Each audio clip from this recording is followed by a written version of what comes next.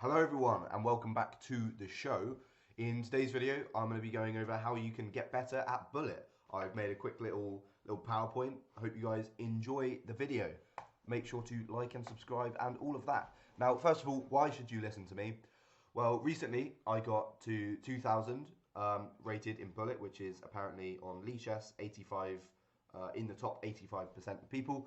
I mean, if you're higher rated than me, you might still get some value out of this, because in the last 3 months I went from 1400, as you can see here, well I think it was 1450, I was stuck there for a while, and climbed all the way up to, as you can see, 2004. So yeah, in fact I've even got a little video of when I broke the 2000 barrier, so enter that here. Come on, come on, yes! Yes! 2004, let's go! So now that you know that I'm absolutely sick at bullet chess, let's get into some tips. So next slide, please. Why is it not going? Okay, first of all, you need the right settings. So for me, pre-moves enables is a must. Pre-moves essentially allow you to make a move in your opponent's turn, and it will mean that you don't spend any time at all on that move, which is so good. In Leechess, unfortunately, you can only pre-move one move at a time. The only thing chess.com is better than Leechess at is that on chess.com you can move multiple pre-moves. But to be honest, because it's the same for both people, it doesn't actually make that much of a difference. The other settings that I would recommend you enable are auto queen, which are essentially when you promote a pawn, it will automatically promote to a queen, and threefold repetition, like claim automatically, as you can see here. This is what it looks like in the settings of Leechess. And in the 1% of times when you promote a pawn and you don't want it to be a queen, as it says here, you can press the control key as you promote, and that'll allow the option box to come up. The reason we want auto queen is because, say you're on 1 second and you're trying to promote to a few queens and just ladder checkmate the opponent, for example, you don't want to have to spend an extra second each time clicking queen, rook, knight, bishop. You want to just automatically have a queen and just be able to pre-move the whole checkmate. Yeah, like I said, on the 1% of times where you don't want to promote to a queen because there's some stalemate tactic or something like that, then you can just hold control. But this will save you so much time. And threefold repetition, again, even if you're winning but you're low on time and you know you're not going to be able to like checkmate the opponent, then just give a quick threefold repetition, and you'll get a draw, which is better than losing on time. Yeah, so the next point is you got to lock in. You got to stop just messing about. Stop just playing half alert, playing, you know, with half your brain active, and play with your full brain active. We've all been here where, you know, we're playing chess, laid back like this, you know, and then we just keep losing. We keep losing. You got to lock in. You got to, you know, face right up to the screen just like this, and just start playing like this. Yes, that's exactly what you should do. Yeah. Also, Zen mode. For me, if I am able to go back, yeah, around here was when I remembered that Zen mode existed, and from there I went up massively in just a few days. Yeah, so Zen mode is, in my opinion, very important, because it also gets rid of like ELO anxiety, where, for example, I'll be playing someone higher rated than me, and I'll think, oh, if I win this game, then I'm going to get loads of rating points. Or if I lose this game against someone way lower rated than me, then I'm going to lose loads of rating points. And it just sort of gets rid of that little bit of anxiety in your head that can pop up if you're like, oh my god, I need to win, and you just focus on the chess, is essentially the main thing. If you play on chess.com, I think this is called focus mode, but I don't play on chess.com because I'm not a loser, so I don't know. Tunes as well can massively help. If you've seen any of my shorts, you know that I love listening to some music when I play chess. It just gets me in the zone, to be honest, allows me to focus. And it's a bit like the gym, I guess, like where you're at the gym and you're pushing some weights, you got some tunes on, it'll help you, or if you're going for a run or something like that, then it can help you just lock in. The same with chess, like, I don't know, I just enjoy listening to music, and it helps me focus, gets rid of the can't talk, gets rid of the distractions. Oh my god, quick water break. Hang on. If you're watching this, make sure to drink some water right now. Ah, lovely. Anyway, yeah, so listen to some music if that's your thing. And also don't play late at night because you're just not gonna be focused, and you're gonna just lose, and then you're gonna be like, oh, can't end on a loss, and then you're gonna be there for 10 games just losing straight before bed, and then you're gonna go to bed sad, and no one wants to go to bed sad, so don't do that. Yeah, next slide, please. Know the tricks. Oh my god, oh my god, there's something in my throat, but that is what it is. I think it's just because I'm just talking absolute wow. But anyway, know the tricks. So pre-move tricks, for example, here this is a classic. This is an absolute hood classic, and people still at 2000 rated fall for this trick, where essentially they pre-move b6 and bishop b7, and you can just come here, and after they play bishop b7, you can just take their bishop and then take their rook, and you're just a whole piece up. So yeah, that's an absolute classic trick that I'm surprised more people aren't like aware of for some reason. But yeah,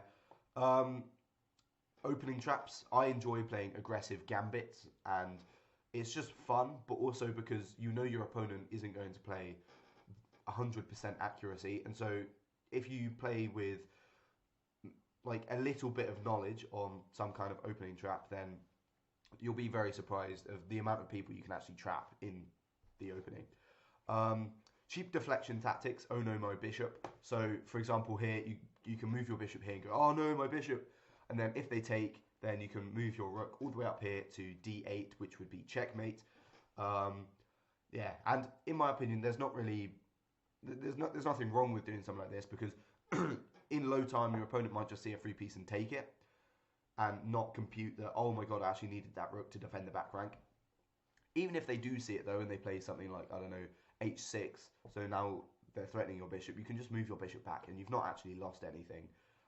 If anything, you've made your opponent make a random pawn move. So it's worth a go, and it's quite funny when you get it. I've had a few moments like this, and it's always so gas. I get so gas, and I'm like, whoa! But yeah, and also flagging.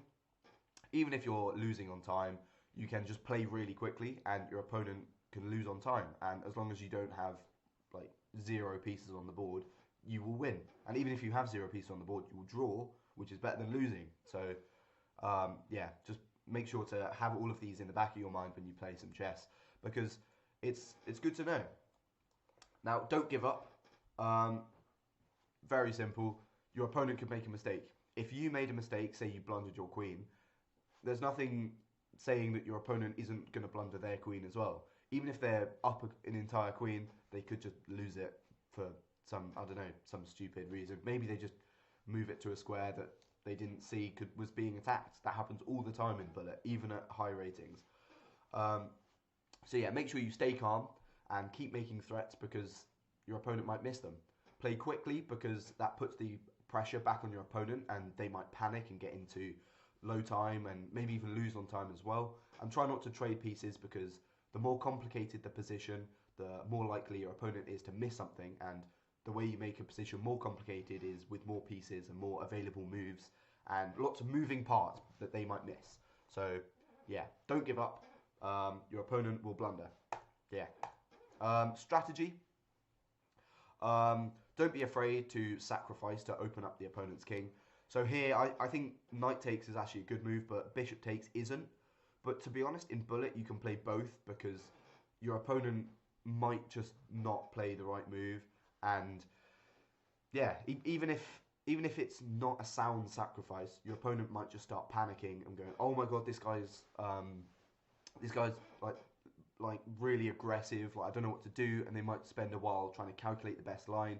Even if they spend ages calculating, they then might choose the wrong line anyway, because they've got a minute to play the whole game. Or they might spend loads of time, pick the right move, and then lose on time because they spend ages. Yeah, so both sides will make mistakes, so you don't have to be 100% accurate.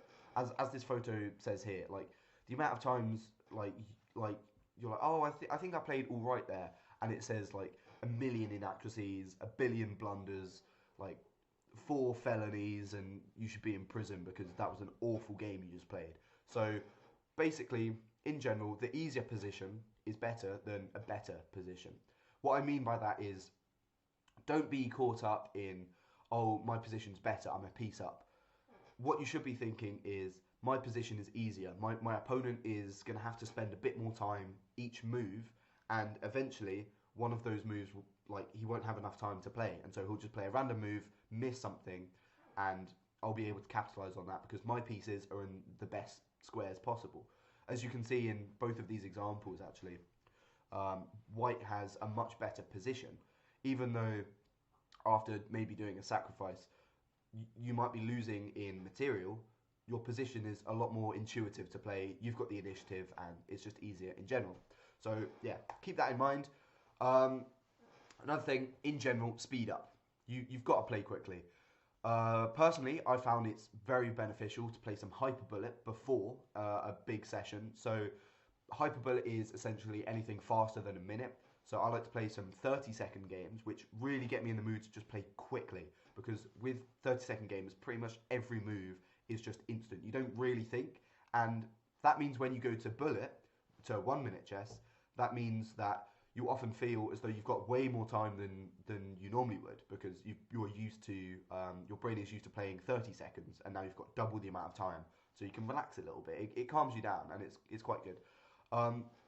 Use a good mouse. I've got here Mickey Mouse, but no, I recently actually bought like a good mouse where I can like control the sensitivity and all that like fun stuff, and it's made me so much quicker. It's made me so much better.